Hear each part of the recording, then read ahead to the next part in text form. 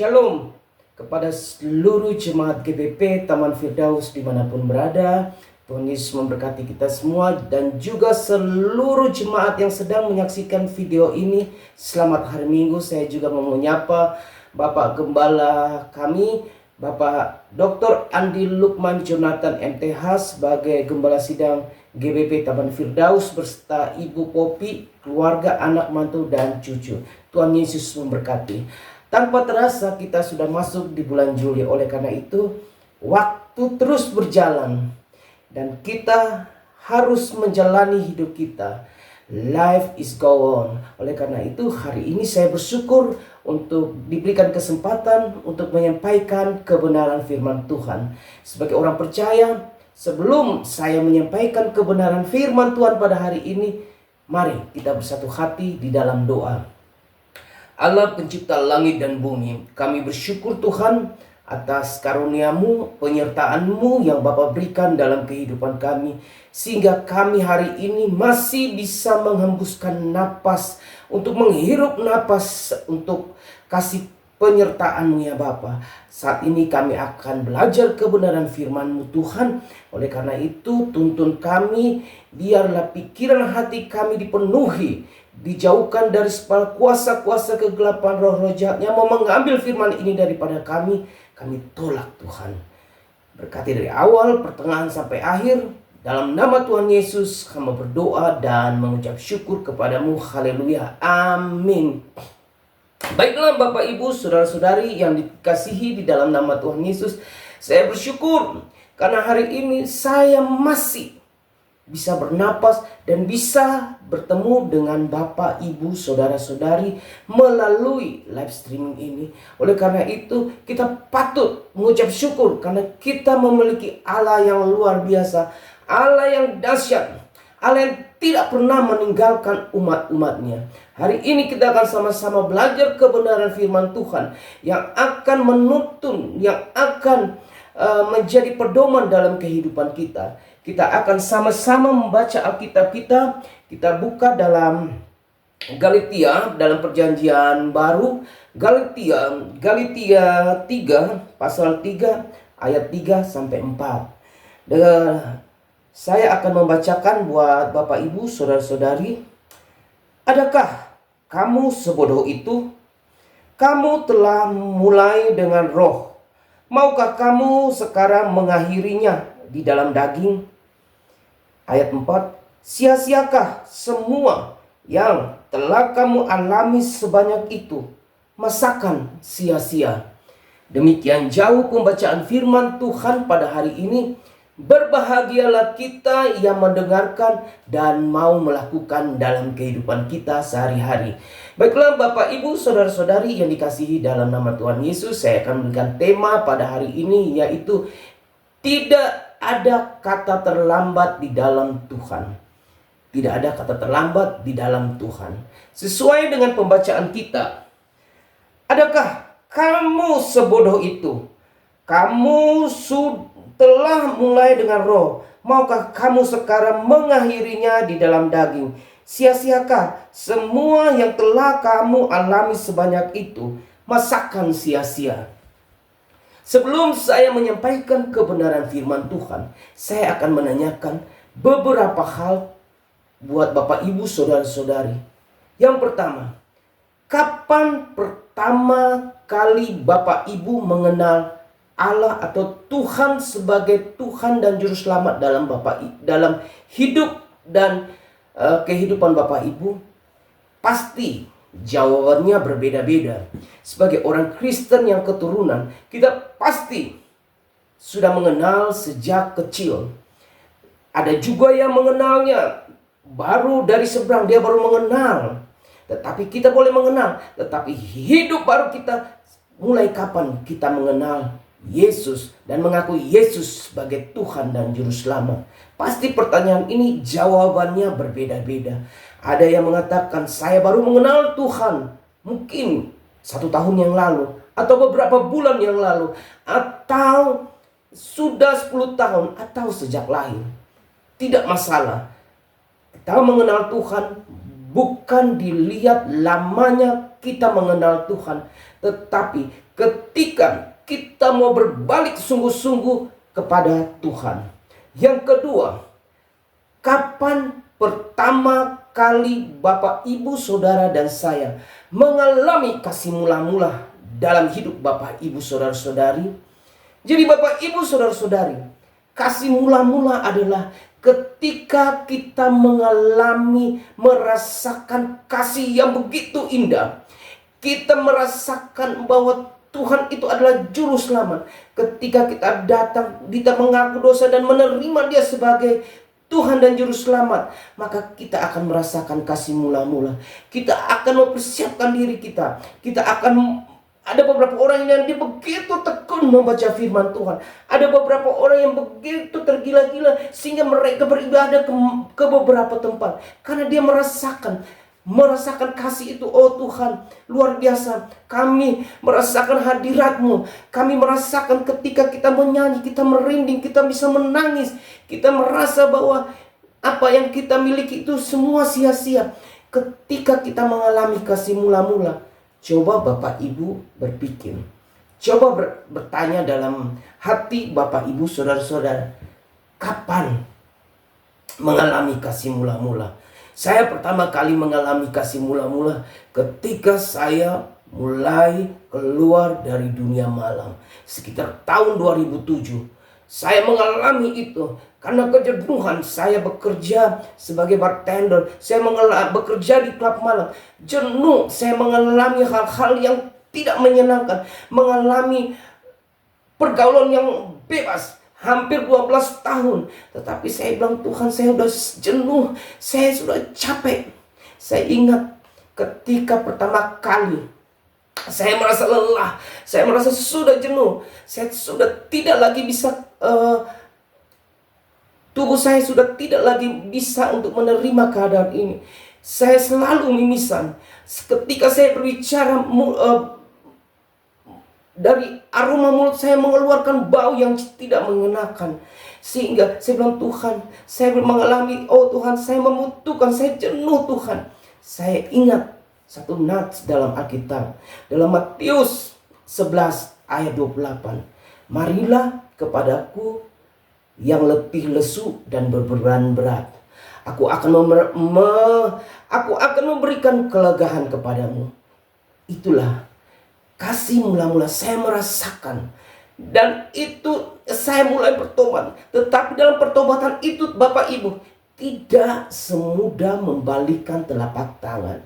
Hampir 2 tahun antara masa transisi 2007 ke 2009 ini bergejolak. Saya bilang, kalau saya tidak bekerja lagi, bagaimana hidup saya?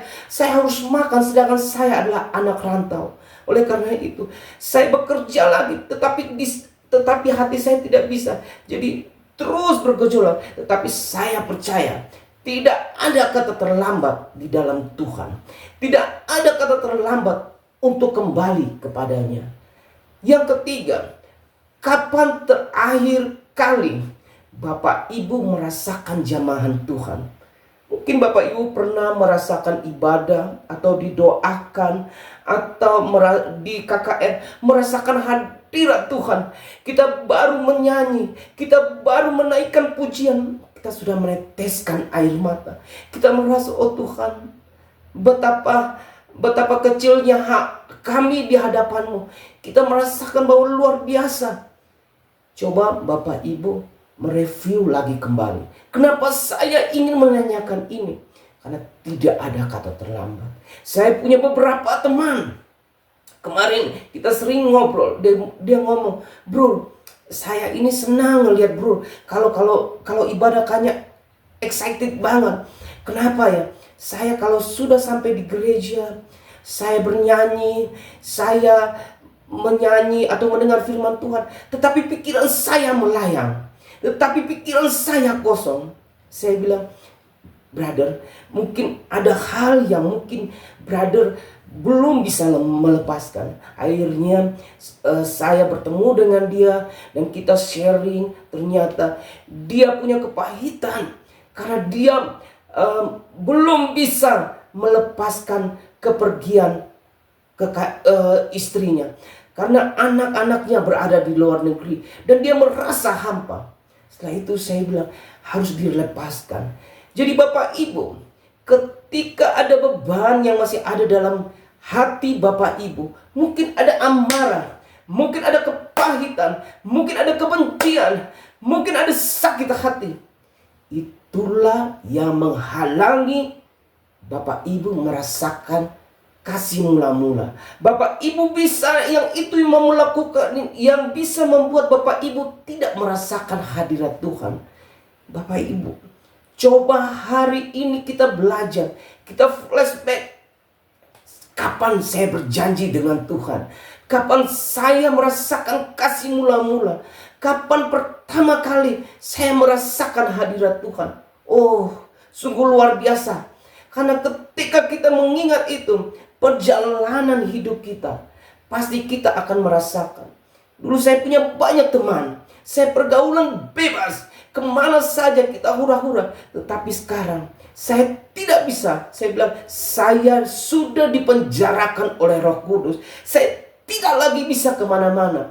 Kata teman-teman, kamu sudah berubah, kamu tidak seperti yang dulu. Saya bilang, iya, yang lalu sudah berlalu, sesungguhnya yang baru sudah datang. Oleh karena itu, komitmen. Bapak Ibu, saya sedikit kesaksian. Saya pernah melakukan hal yang tidak bagus selama 12 tahun. Ketika saya melepaskan itu, saya harus melepaskan lingkungan, keluar dari lingkungan itu, sehingga saya mulai menata diri kembali. Oleh karena itu, tidak ada kata terlambat di dalam Tuhan. Dalam perjalanan hidup Bapak Ibu pun tidak semudah apa yang kita pikirkan. Mungkin Bapak Ibu berkata, ya mungkin Pak Pendeta ngomong seperti itu karena Bapak tidak mengalami hal yang kami alami. Tetapi hari ini saya mau berkata, Tuhan Yesus baik. Dia tidak pernah berubah. Dahulu, sekarang, sampai selama-lamanya. Tergantung kita mau datang dan mengaku dosa kita, dan mau menerima Dia sebagai Tuhan dan Juru Selamat dalam kehidupan kita. Bapak Ibu saudara-saudari yang dikasihi di dalam nama Tuhan, pertanyaan yang berikut, kapan terakhir kali doa Bapak Ibu dikabulkan? Coba kita pikirkan, terakhir kali kapan Tuhan menjawab doa kita? Karena ini sangat berkaitan. Ketika doa kita sudah dikabulkan oleh Tuhan, kita bilang, oh puji Tuhan, praise the Lord, Engkau baik. Tetapi begitu doa kita sudah dikabulkan, apakah kita masih berharap dan bersandar kepadanya terus menerus? Dulu sebelum saya sekolah masuk STT, saya mengalami kita pelayanan ke rumah sakit. Untuk pelayanan ke rumah sakit, banyak orang yang sakit. Mereka kadang-kadang kita berdoa kepada satu orang, yang sebelahnya ngomong, Pak, saya juga mau dong didoakan. Ketika kita sudah mengalami, napas kita sudah bersatu-satu, pasti kita merasakan ingin didoakan biar cepat sembuh. Tetapi satu pertanyaan, ketika Tuhan sudah memberikan mujizat, Tuhan sudah menolong Bapak Ibu, apakah Bapak Ibu masih mengingatnya sampai sekarang? Ingat Bapak Ibu, ketika kita sudah melepaskan masa lalu kita, jangan pernah kita melihat ke depan, jangan pernah kita melihat ke belakang.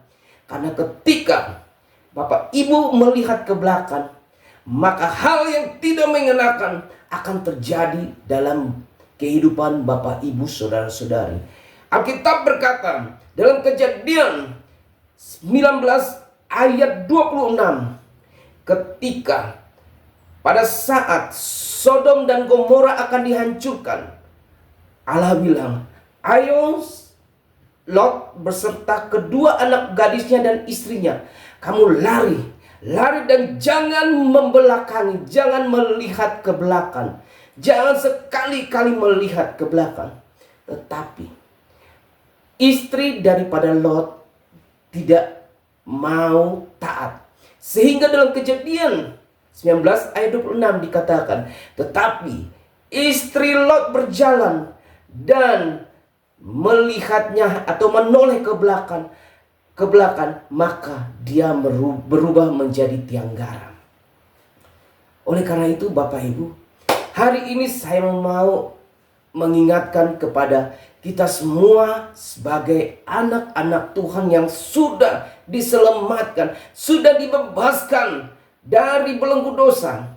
Ketika kita sudah berjanji, kita sudah keluar dari zona nyaman kita, kita sudah meninggalkan kehidupan lama kita, kita sudah meninggalkan masa lalu kita, hal-hal yang tidak pernah mengenakan. Jangan pernah lagi untuk menoleh ke belakang. Kalau tidak, Bapak Ibu akan sama seperti istrinya Lot, berubah menjadi tiang garam. Oleh karena itu Bapak Ibu, dalam perjalanan tidak semudah membalikkan telapak tangan. Pasti ada banyak cobaan, ada banyak tantangan. Tetapi sesuai dengan judul khotbah ini, tidak ada kata terlambat untuk bertobat. Bapak Ibu saudara-saudari yang dikasihi di dalam nama Tuhan Yesus, saya percaya bahwa Bapak Ibu pernah mengalami, kita sudah berjanji, Tuhan saya berjanji, saya tidak mau melakukan lagi. Ketika kita sudah meninggalkan kehidupan kita yang lama, jangan pernah balik lagi teman-teman. Saya selalu memberi contoh dalam kehidupan. Saya tidak pernah memberikan contoh kepada orang lain. Saya memberikan contoh dalam kehidupan saya. Ketika saya lepas dari kehidupan malam, saya tidak pernah lagi Bapak Ibu mau menginjakan kaki di dunia itu lagi. Karena saya sudah berjanji, saya tidak akan. Masa lalu saya adalah sampah dan saya tidak mau melihat lagi, karena saya sudah merasakan jamahan Tuhan. Saya sudah merasakan kebaikan Tuhan. Ketika Bapak Ibu sudah berjanji untuk mengakui Tuhan sebagai Tuhan Juru Selamat, jangan pernah meninggalkan. Ketika hidup kita sudah kosongan untuk menerima Tuhan, jangan pernah Bapak Ibu. Karena ketika kita coba untuk kembali ke masa lalu kita, maka percaya hidup kita pasti akan hancur. Dan pasti akan hancur. Seperti dalam Matius 11 ayat 15 berkata begini. Lalu ia akan keluar dan mengajak 7 roh lain yang lebih jahat daripadanya, dan mereka masuk dan berdiam di situ. Maka akhirnya keadaan orang itu lebih buruk daripada keadaannya semula.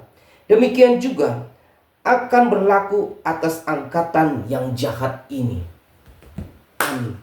Jadi Bapak Ibu, ketika kita sudah berkomitmen, kita sudah berjanji, jangan pernah lagi menoleh ke belakang. Karena ketika kita menoleh dan kita mengulang lagi ke belakang, maka hal-hal yang tidak mengenakan, pasti kita akan mengalami hal yang sama. Saya punya teman banyak, mereka sudah bekerja di tempat hiburan malam, tetapi mereka keluar dan masuk dan keluar, dan akhirnya hanya begitu saja. Malahan mereka semakin hancur, hidup mereka semakin berantakan. Tetapi saya mau bilang, puji Tuhan, saya masih memiliki Tuhan yang dahsyat.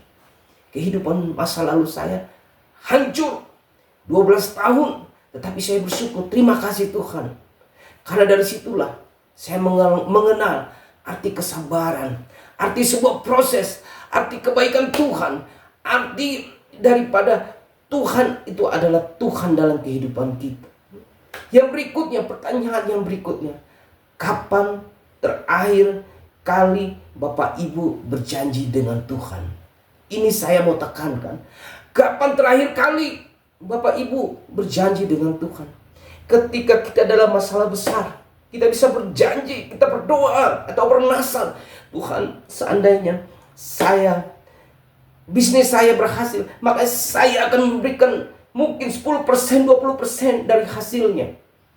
Ketika kita dalam sakit yang parah, Tuhan, jika Engkau memberikan kesembuhan kepada hamba akan berbalik sepenuhnya kepadamu. Tuhan, seandainya Engkau masih berikan kesempatan untuk mendapatkan pekerjaan yang layak, saya akan beribadah lagi kepadamu. Banyak kita melakukan janji. Hari ini saya akan bertanya, mari kita introspeksi diri kita. Kapan terakhir kali Bapak Ibu janji dengan Tuhan? Karena janji itu harus ditepati. Nazar itu harus digenapi. Kalau ketika kita sudah berjanji dengan Tuhan, kita sudah berjanji dengan Tuhan, maka kita punya kewajiban untuk melakukannya. Dalam pengkhotbah 5 ayat 3 dan 4 di sini dikatakan begini. Pengkhotbah 5 ayat 3 dan 4 begini. Kalau engkau bernasar kepada Allah, janganlah menunda-nunda menepatinya, karena ia tidak senang kepada orang-orang bodoh. Tepatilah nasarmu. Lebih baik engkau tidak bernasar daripada bernasar tetapi tidak menepatinya. Amin. Jadi Bapak Ibu, tidak ada kata terlambat untuk kembali kepada Tuhan. Jika Bapak Ibu pernah bernasar atau berjanji dengan Tuhan, ayo kembalilah, ingatlah janji itu. Saat ini saya lihat juga ada beberapa rumah tangga sudah mulai runtuh dan sudah mulai berantakan. Saya ingat, hai bapak-bapak, ibu-ibu, ingatlah janji nikahmu. Aku menerima engkau sebagai suami atau istri sampai maut memisahkan. Ingat, kita bersekolah pun ada ujian, kita kuliah pun ada ujian. Begitupun dalam kehidupan kita ada ujian kehidupan. Ketika kita bisa melewati semua itu, maka nilai dan kita akan naik tingkat atau naik kelas, naik level. Oleh karena itu, saya mau katakan kepada Bapak, Ibu, saudara-saudari yang dikasihi dalam nama Tuhan Yesus, kapan terakhir kali Bapak Ibu berjanji dengan Tuhan? Ingat baik-baik, janji itu tertulis dalam sanubarimu dan Bapak Ibu harus menepatinya. Ayo, kita berpikir, belum ada kata terlambat, tidak ada kata terlambat. Semua masih ada waktu. Ketika kita mau kembali, kita mau berbalik, kita mengakui dosa, dan kita mau mengingat kembali, oh ya, saya punya janji dengan Tuhan. Ketika saya sakit waktu itu, saya punya permasalahan besar, saya dalam masa kesulitan, saya berjanji dengan Tuhan. Ketika Tuhan sudah memulihkan saat ini, Bapak Ibu harus kembalikan janji itu kepada Tuhan. Karena tidak ada kata terlambat. Tidak ada kata terlambat untuk datang, mengaku, dan memberikan janji atau nazar itu kepada Tuhan. Jadi Bapak Ibu saudara-saudari yang dikasihi di dalam nama Tuhan Yesus, kehidupan saat ini sedang tidak baik-baik saja. Oleh karena itu, mari dari beberapa pertanyaan ini yang tadi saya berikan, mari kita introspeksi diri kita. Mari kita bertanya pada diri hati kita, kapan pertama kali kita mengenal Tuhan? Mari Bapak Ibu, kapan pertama kali kita merasakan kebaikan Tuhan? Kita berpikir, kapan kita pertama kali?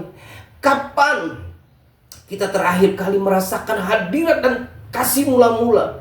Atau kapan terakhir kali kita merasakan bahwa kita ditolong oleh Tuhan? Dan kapan terakhir kali Bapak Ibu berjanji dengan Tuhan?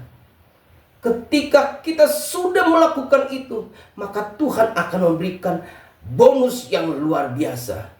Kita percaya Tuhan kita adalah penolong, Tuhan kita pemaaf. Oleh karena itu, jika Bapak Ibu saat ini mungkin ada kecewa, ada sakit hati mungkin dengan sesama atau dengan pekerjaan, datang. Dan Tuhan akan memberikan perbedaan. Ketika kita mau mengaku dosa kita, kita memenuhi janji kita, kita penuhi nazar kita, maka Tuhan akan memulihkan kehidupan kita. Jadi Bapak Ibu saudara-saudari yang dikasihi dalam nama Tuhan Yesus, mengikuti Yesus, mengikuti Tuhan itu tidak gampang. Banyak hal yang harus kita lalui. Melalui proses demi proses.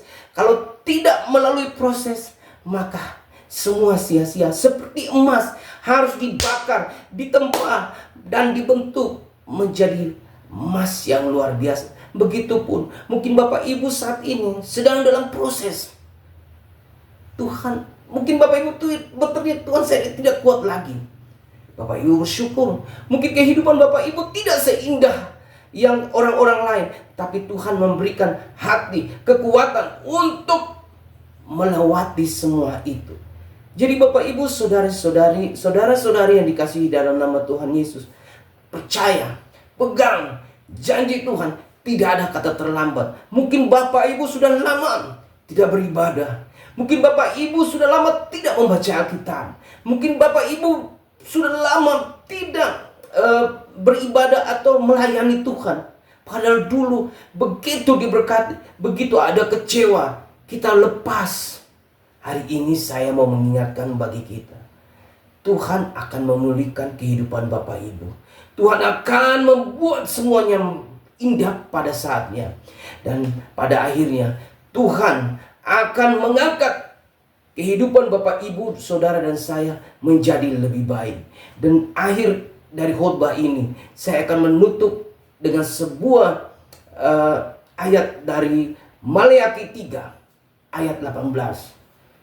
Tuhan akan membedakan antara orang benar dan orang fasik, antara orang yang percaya kepada Allah dan orang yang tidak percaya kepadanya. Tuhan Yesus memberkati. Selamat hari Minggu. Mari kita bersatu hati dalam doa. Terpujilah Tuhan Allah pencipta langit dan bumi. Kami bersyukur untuk kebenaran firman-Mu. Biarlah kebenaran firman-Mu ini boleh memberkati kami. Kami percaya bahwa Engkau akan membedakan antara orang percaya dan orang fasik, antara orang yang beribadah kepada Allah dan yang tidak beribadah kepadanya. Hari ini kami mau berjanji tidak ada kata terlambat. Mungkin kami sudah lama tidak beribadah, mungkin kami sudah lama tidak bersekutu, mungkin kami sudah lama tidak membaca firman Tuhan. Hari ini kami mau mereview kembali Tuhan. Kami mau berkomitmen untuk memulai lagi. Terima kasih Tuhan Yesus, berkatilah setiap jemaat yang mendengarkan firman ini. Yang sakit Engkau sembuhkan, yang lemah Engkau kuatkan. Secara khusus buat Bapak Gembala kami beserta Ibu Bapak Andi Lukman Jonathan MTH bersama Ibu Popi, anak mantu dan cucunya. Tuhan berkati, berikan kesehatan, umur yang panjang. Terpuji untuk nama-Mu Tuhan, kekal selama-lamanya. Haleluya, amin. Shalom. Tuhan Yesus memberkati kita semua.